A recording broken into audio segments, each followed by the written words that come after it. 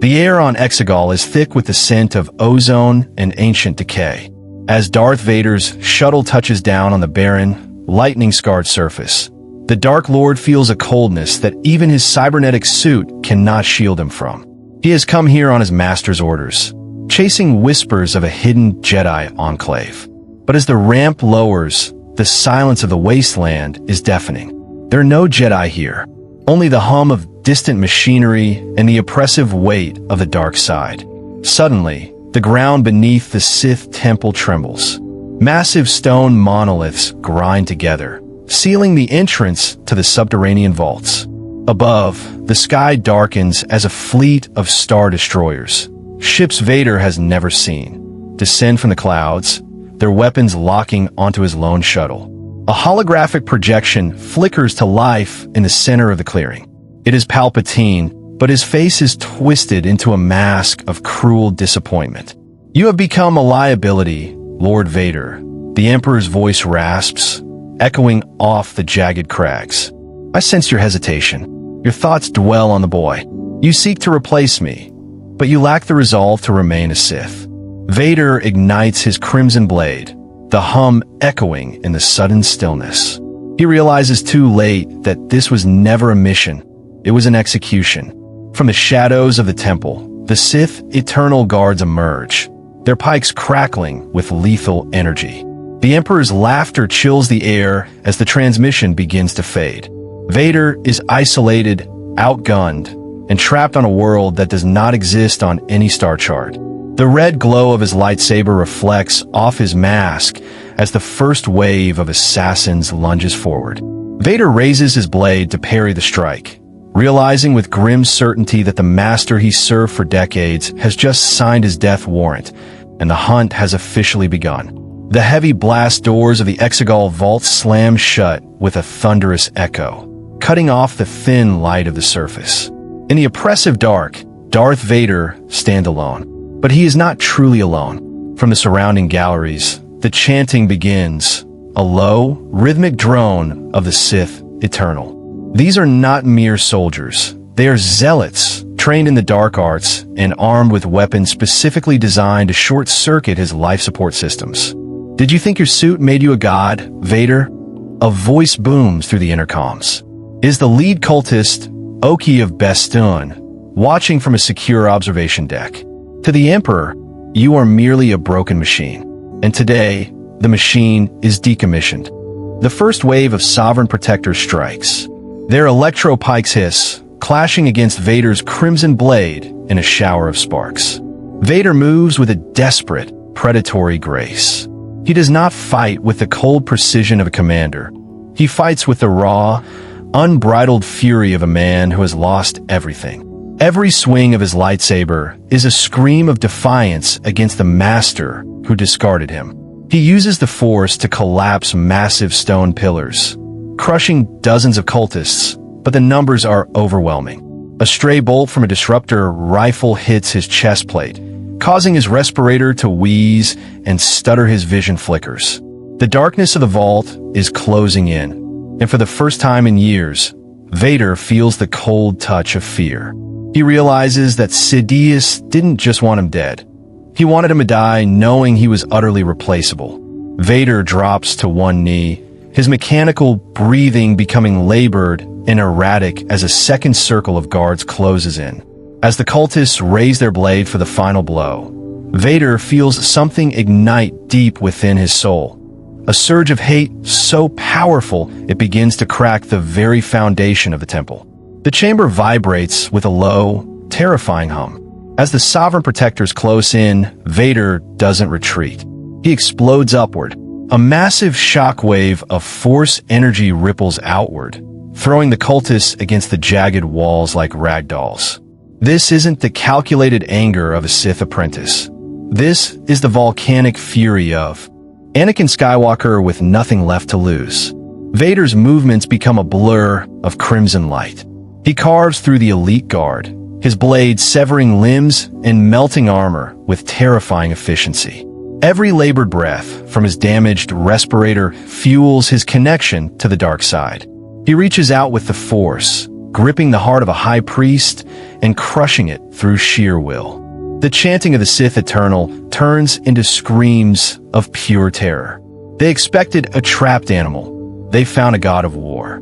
As he reaches the central dais, Vader sees the throne, the seat of power intended for Sidious.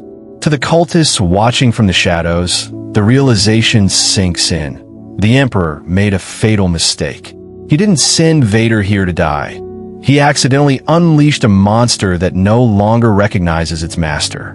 Vader strikes down the final guardian and ascends the stairs, his heavy boots echoing like thunder in the cavernous hall. He doesn't just want to survive, he wants to rule.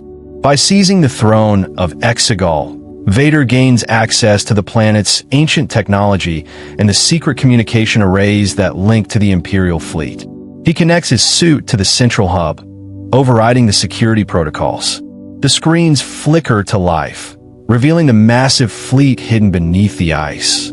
Vader settles into the throne, his hand tightening around his hilt as the planet's hidden fleet begins to power up, sending a clear message across the stars. The Sith have a new emperor.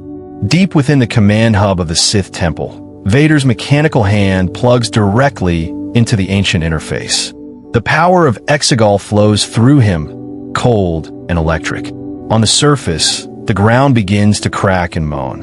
One by one, the massive Zistan-class Star Destroyers, each armed with a planet-killing axial superlaser, erupt from the ice and dust. These ships were meant to be Sidious's ultimate weapon for total galactic submission.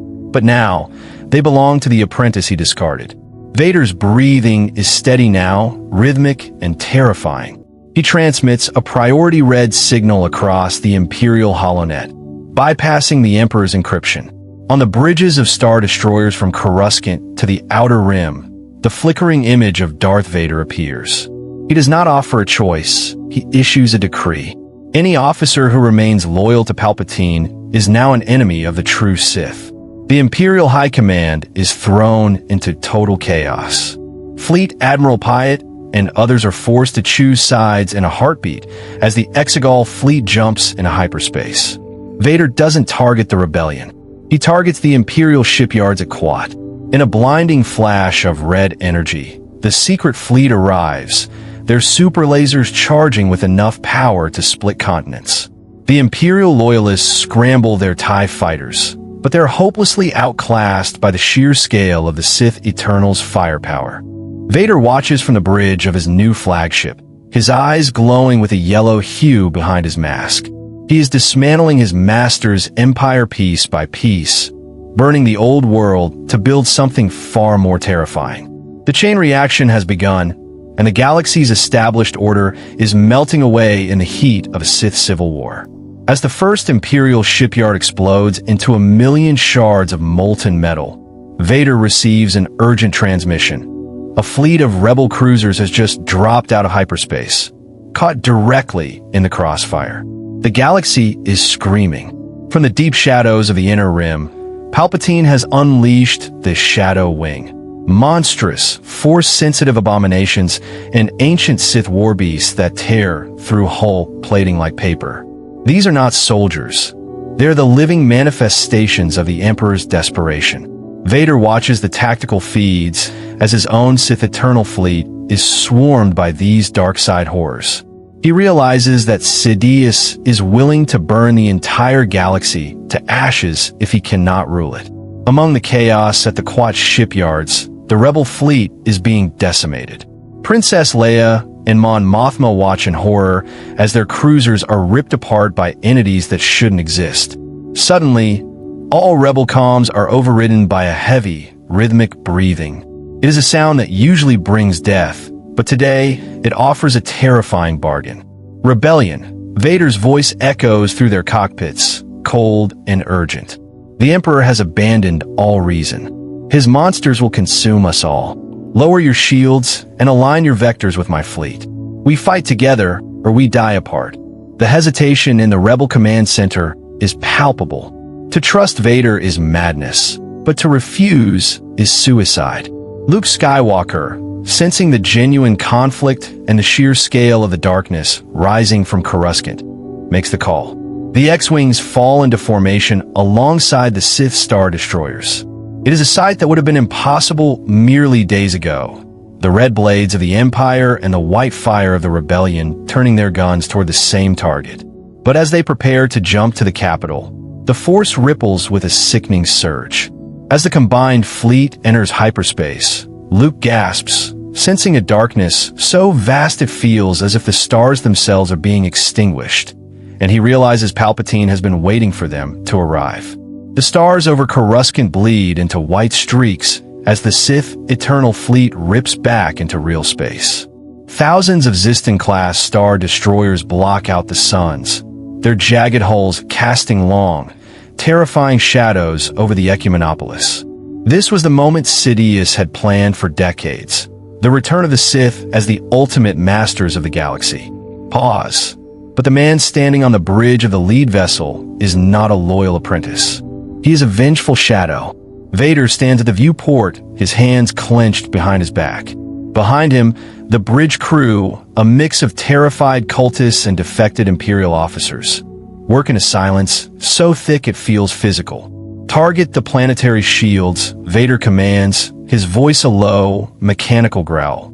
Leave nothing for the Emperor to hide behind. The sheer scale of the firepower is unlike anything the galaxy has ever seen. Red beams of concentrated Kyber energy rain down, not to destroy the planet, but to surgically dismantle the orbital defenses and the Emperor's private citadels. The Rebellion fleet, flying in the wake of these titans, can only watch in stunned disbelief. They are witnesses to a god-tier level of destruction. Vader's engine of vengeance is grinding the old Empire into dust. As the defenses shatter, Vader feels a familiar, cold presence reaching out from the surface, a psychic scream of pure, unadulterated hate. Sidious is no longer laughing. He is cornered. The Sith Eternal fleet begins its descent into the atmosphere, the friction of the air turning the sky into a sea of fire. Pause. Vader prepares his personal shuttle, knowing that the fleet can only clear the path. To end this, he must go where the stars cannot reach. Vader's shuttle detaches from the flagship, diving toward the heart of the Imperial Palace. Just as the Emperor unleashes a storm of Force lightning, so massive it begins to tear the very atmosphere apart. The air in the subterranean laboratory is heavy with the smell of chemicals and the hum of dark energy.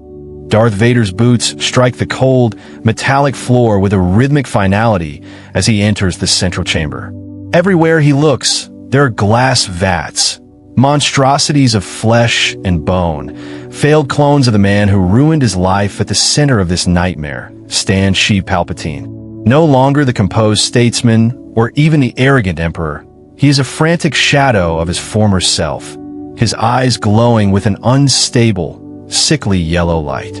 "You have destroyed everything I built, Vader," Sidious shrieks, his voice cracking like a whip.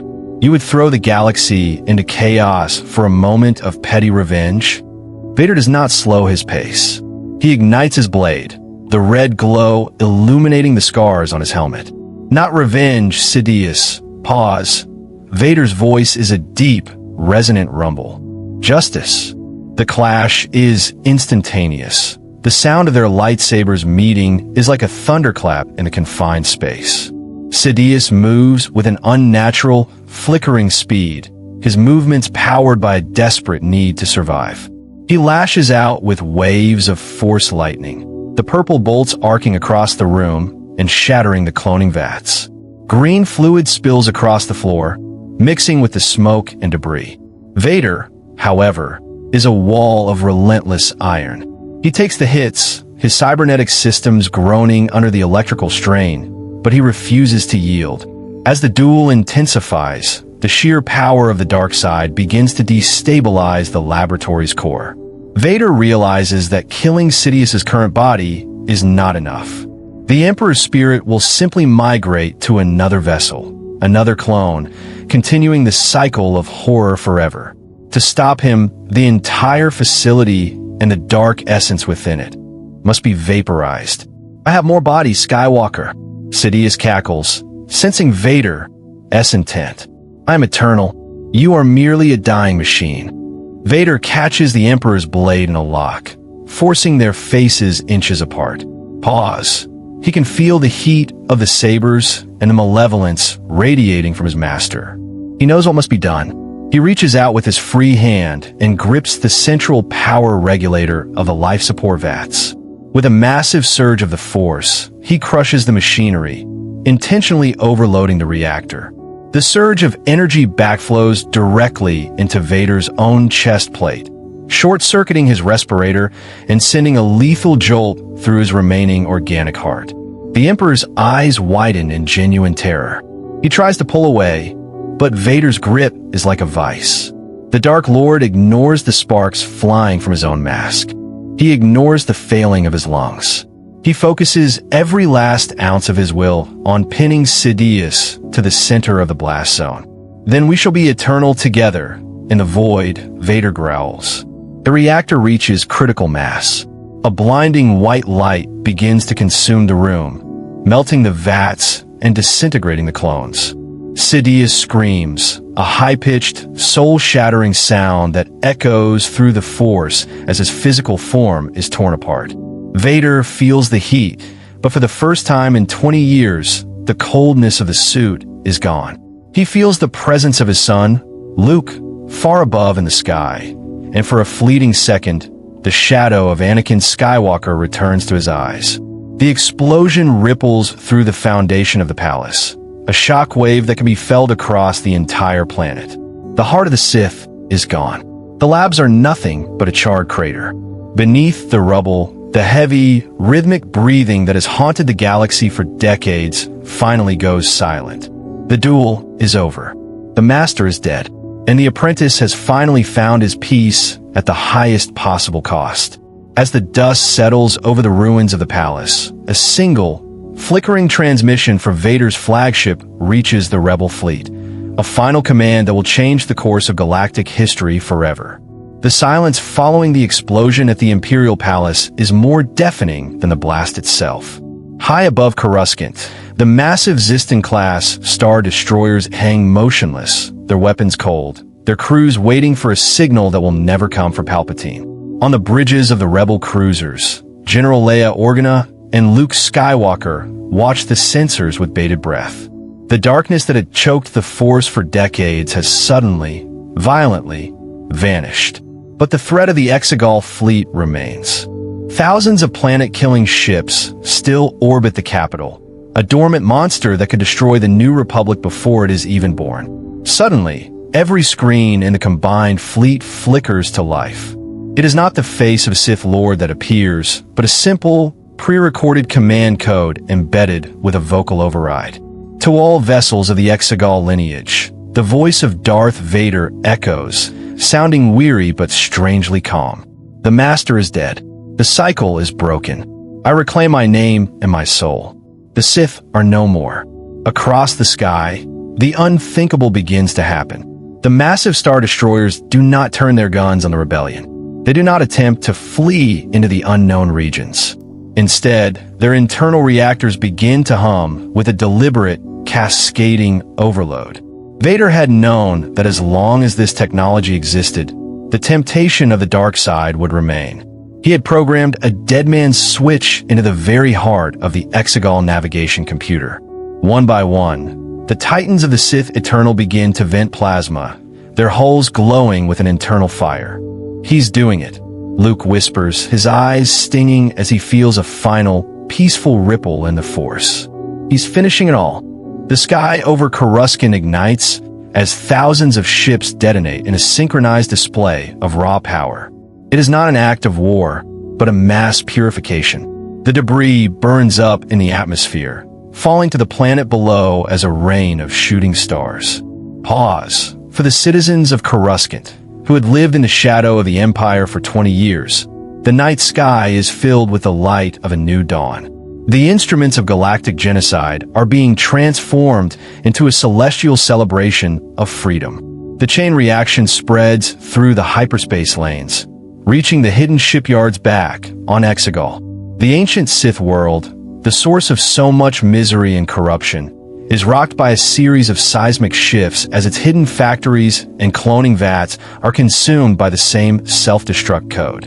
The Sith Eternal cultists, left without a leader or a purpose, are swallowed by the very darkness they worshipped. In a matter of minutes, the military might that Sidious had spent a lifetime building is erased from existence. On the ground, near the ruins of the palace, the rebel landing parties find nothing but scorched earth and twisted metal. There is no body to recover, no trophy to claim. But in the center of the crater, Luke finds a small, charred piece of a black mask. He picks it up, sensing not the coldness of Vader, but the warmth of a father who finally chose his son over his crown. The alliance between the rebellion and the defected Imperial officers holds, forged in the fire of the final battle. There will be trials, and there will be a long road to rebuilding, but the shadow of the Sith has been burned away forever. Vader's redemption was not found in a throne or a title. It was found in the destruction of the very power he once craved. As the last of the Exegol fleet fades into stardust, the galaxy breathes a collective sigh of relief. The prophecy of the Chosen One has been fulfilled in a way no Jedi or Sith could have ever predicted. Anakin Skywalker did not just bring balance to the Force. He ensured that the scales could never be tipped by the Sith again. As the sun rises over a liberated Coruscant, Luke Skywalker looks up at the clear blue sky and smiles, knowing that while the Jedi may return, the Sith have finally met their end at the hands of the man who knew their darkness best.